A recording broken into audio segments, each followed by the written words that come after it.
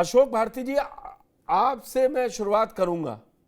आप इस उपचुनाव में जिस तरीके से लोकसभा चुनाव के बाद से और उपचुनाव के लड़ने के ऐलान के बीच में उन्होंने पूरा फेरबदल किया बसपा में, उन्होंने कई शुल्क घटाकर और आकाश आनंद की वापसी कर कर कई संकेत दिए कि बसपा अब खड़ा होना चाह रही है। लेकिन उपचुनाव जब खत्म हो गए, वोटिंग हो गए, वोटिंग वाले दिन में भी बहुत एक्टिव ना बसपा के कैंडिडेट दिखाई दिए बूथों पर, ना ही कोई नेता पूरे चुनाव प्रचार में। तो आज ये सवाल क्यों ना उठे कि क्या मायावती ये सियासी सरेंडर क्यों कर रही हैं? अशोक जी। देखिए, मैं ये तो नहीं कह सकता कि मायावती जी ने सरेंडर कर दिया है, लेकिन मैं ये समझता हूँ कि बहुजन समाज पार्टी का जो डायनामिज्म था, जो उसकी गतिशीलता थी, जो उसकी आक्रामकता थी, वो अब खत्म हो चुकी है। और इसीलिए दलित समाज में और खास तौर से जो मायावती जी की बिरादरी से जो लोग आते हैं, मैं भी उसी से आता हूँ, उस समाज में अब बहुजन समाज पार्टी के गिनती के कुछ लघु भग्गू बचे हैं। बाकी मैं समझता हूं कि पार्टी का भविष्य तो खत्म हो गया। और ऐसे में वो उपचुनाव लड़ें ना लड़ें, करें ना करें, इससे दलित समाज तो बहुत आगे जा चुका है। वो अब उनको बहुत पीछे छोड़ चुका है, वो उससे बहुत आगे जा चुका है। और उसके परिणाम 2027 में दिखाई देंगे, उसके परिणाम 2024 में दिखाई दिए हैं, 2027 में और दिखाई देंगे। मुझे लगता है दलित समाज अब फैसला कर चुका है उसको कहाँ जाना है, कहाँ नहीं जाना है।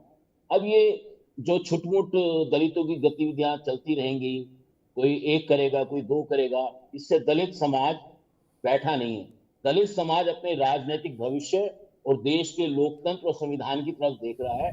अब उसको बहुजन समाज पार्टी क्या करती है, कोई दूसरी पार्टी क्या करती है, इससे कोई फर्क पड़ने वाला नहीं है। वो अपना रास्ता तय कर रहे हैं।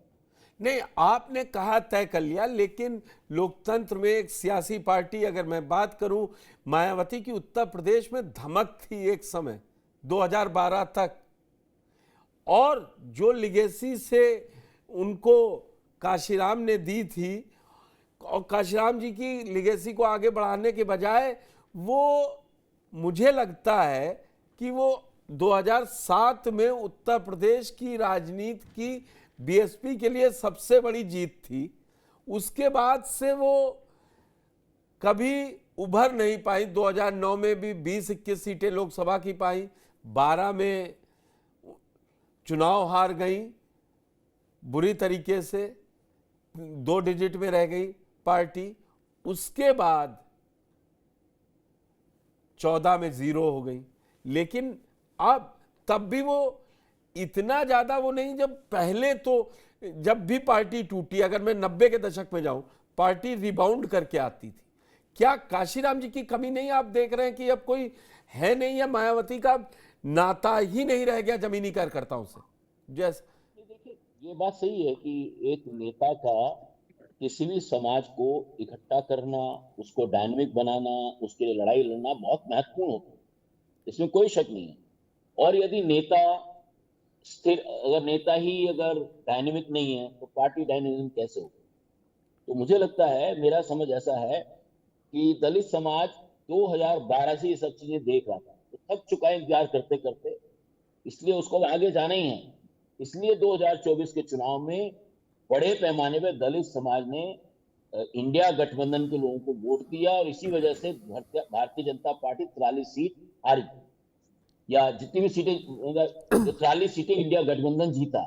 और उसमें ये बात सही है कि दलित और मुस्लिम का एक बड़ा किरदार था उसमें, और बिल्कुल। दलित मुस्लिम के किरदार ने ही समाजवादी पार्टी को और कांग्रेस को सीटें जिताई और भारतीय जनता पार्टी को हराया।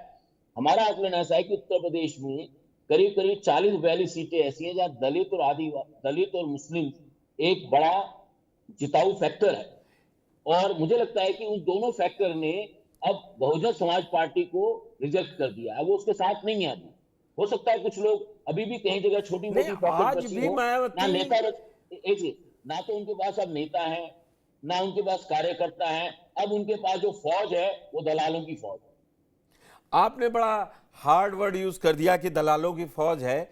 एक समय था कि मायावती से लोग मिलने के लिए उत्तर प्रदेश में और टिकट पाने के लिए परेशान रहते थे, ये मायावती बताएंगी। लेकिन जो अभी आपने कहा ना, दलित और मुस्लिम, इसीलिए मैंने अपना जब ये कार्यक्रम शुरू किया तो सिर्फ चंद्रशेखर का एक वक्तव्य और आज का एक मतलब प्रकरण को इस डिबेट में शामिल किया कि वो आजम खान से मिल रहे हैं और दलितों के अपने आप को दलित आइकन वो लिखते ही हैं।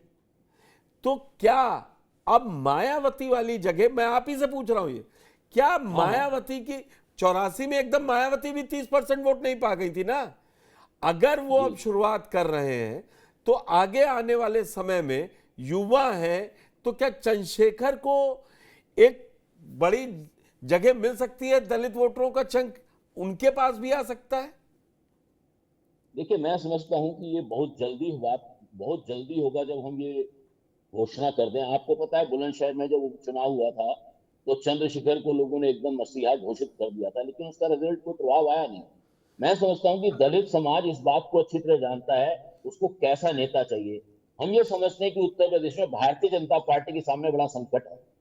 दलित और मुसलमान की एकता भारतीय जनता पार्टी को परेशान कर रही है और वो दलालों के मार्फत इस एकता को इस्तेमाल करना चाहती है, जिससे कि एक संविधान के पक्ष वाली जो लहर बन रही है उस लहर को वो काउंटर कर सके। और मुझे लगता है 2027 तक ये होने वाला नहीं। मैं अब डॉक्टर सुनील कौशिक के पास जाऊंगा। कौशिक साहब, एक चर्निंग का समय है उत्तर प्रदेश में। 2024 के बाद से जो इंडिया गठबंधन या कहें समाजवादी पार्टी और कांग्रेस ने मिलकर दिखाया, और मैं अशोक जी की इस बात से सहमत हूं कि दलितों का एक बड़ा चंक इंडिया गठबंधन के साथ खड़ा हुआ जाके उत्तर प्रदेश में, तभी अखिलेश यादव का वोट परसेंटेज बढ़ा और वो 37 सीटों पर खड़े हुए आके। आप इसको कैसे देख रहे हो? और उपचुनाव में भी कमोबेश वही है कि अब मायावती तो कहीं बड़ा आश्चर्य हो जाएगा, किसी 9 सीटों में किसी 2 नंबर पर भी आ जाए या लड़ाई में दिख जाए उनका कैंडिडेट। हार और जीत तो बड़ी बात है। आप कैसा आकलन कर रहे हैं इस समय? देखिए चौहान साहब, मायावती जी सत्ता तक पहुंची तो उसकी देन काशीराम थे। जो कुछ भी उनके भ्रमण जनता से जुड़े, जमीनी स्तर पर रहे, वो काशीराम जी के साथ ही रहे। काशीराम जब निष्क्रिय हो गए, या कहते हैं उम्र का एक तकाजा था, उसके बाद मायावती जी को कभी जमीनी स्तर पर नहीं देखा गया। और वही था कि जो कुछ भी काशीराम ने दलितों के बीच जाकर के दलितों के लिए एक पृष्ठभूमि रची, उसी वजह से मायावती जी कई बार इस प्रदेश की मुखिया बनी, मुख्यमंत्री बनी। लेकिन मुख्यमंत्री बनने के बाद जब आप सत्ता से बाहर हो गए तो फिर देखते थे कि आप दिल्ली निवास करते हैं। फिर चुनाव आया विधानसभा का, फिर आप उत्तर प्रदेश में सक्रिय हो गए। और कोई बड़ी घटना उत्तर प्रदेश में या दलितों के साथ हुई तो मायावती बिल्कुल जमीनी स्तर पर नहीं दिखी।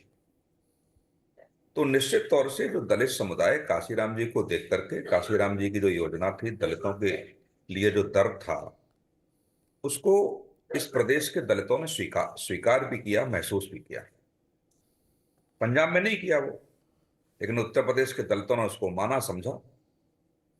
और जो पृष्ठभूमि उस समय उनकी रहती थी, हम लोग देखते थे, निश्चित तौर से कोई हाई फाई प्रोफाइल नहीं। लगता था इस प्रदेश के दलितों को कि उनके बीच का कोई व्यक्ति उनके साथ खड़ा है, उनके बीच खड़ा है। वो मायावती ने हमेशा दूरी बना के रखी।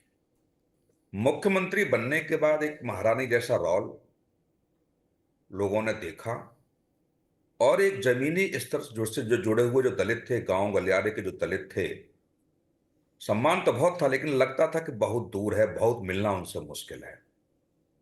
जितना आसान काशीराम जी से मिलना था, उतना ही बहुत कठिन मायावती जी से एक जमीनी स्तर से जुड़े हुए दलित का था।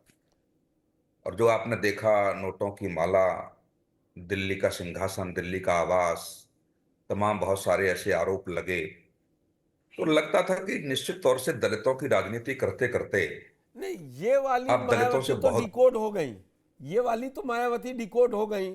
2012 से, जैसा अशोक जी ने कहा कि बहुत इंतजार किया, लेकिन आप अब जो ये एकदम से मायावती आती है चुनाव के समय और कैंडिडेटों को दिया, अब की भी आरोप लग गए। गाजियाबाद के उम्मीदवार ने कहा कि मेरा, अशोक जी कुछ कह रहे हैं क्या आप? ये कह रहा हूं, कौशिक जी को मैं बताना चाहता हूं कि 2007 में जब उत्तर प्रदेश में बहन मायावती की सरकार बनी थी तो कांशीराम जी इस दुनिया से विदा हो चुके थे और सरकार नहीं, मुझे बहन पता मायावती है, के प्रयासों से बनी थी।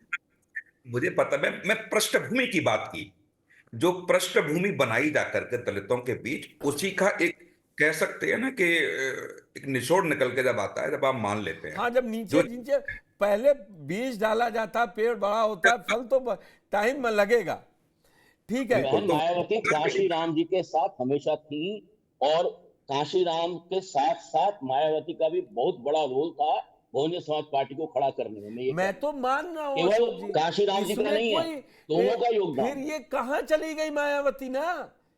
क्यों बी उस पर टीम चर्चा बन कर रहे गई? हैं, उस पर चर्चा कर रहे हैं। हम वही अशोक वही जी, वही तो जी ये ये उनका सवाल एनालिसिस है डॉक्टर कौशिक का, कि अब उनसे मिलना दिक्कत हुआ, दलित ज्यादा मिल नहीं पा रहा था, और नोटों की, देखिए जब आप सक्सेस की सीढ़ियां चढ़ रहे होते हैं तो सब बोलते हैं, और जब आप ढलान पे होते हैं, अभी आपने कहा ना कि मैं भी जुड़ा, मैंने भी देखा, अब समझ गया कि अब कुछ नहीं हो सकता वहां, आपने उसको सभ्य तरीके से कहा कि दलित ने अपना दूसरा रास्ता देख लिया। और कौशिक साहब उसका बहुत अच्छा वो बता रहे थे कि उन्होंने ये गलतियां ना की होती। टिकट गाजियाबाद में इस बार भी आरोप लगा ना कैंडिडेट का कि मेरे टिकट पैसे ले लिए। अरे भाई, पार्टी के अध्यक्ष हैं आप, तो आप ही पे जिम्मेदारी आएगी ना। शहनवाज जी, एज ए पॉलिटिकल ट्रेनर्स, आप जो पॉलिटिकल लोगों को सिखाते हैं, ये भी एक केस आपके लिए बहुत बढ़िया है।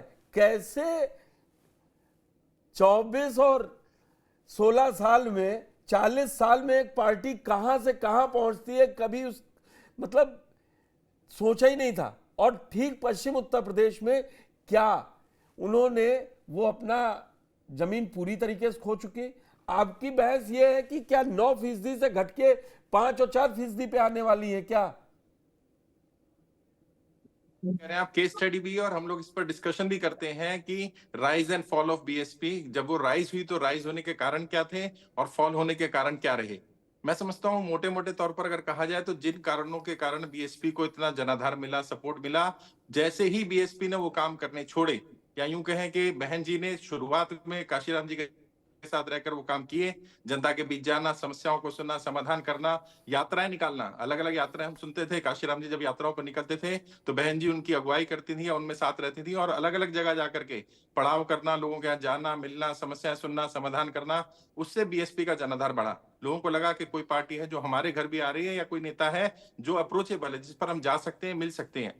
जैसा अभी कौशिक जी ने कहा, बिल्कुल मैं सहमत हूं। जैसे ही वो काम करने छोड़े और जैसे ही बैरिकेडिंग लगा के ये लगा कि वाकई हमारी नेता नहीं है, वो तो अपने लिए काम कर रही है, या सिर्फ पैसे के लिए काम कर रही है, या सिर्फ पैसे वालों के लिए काम कर रही है, तो फिर आहिस्ता आहिस्ता मोह भंग होना शुरू हुआ।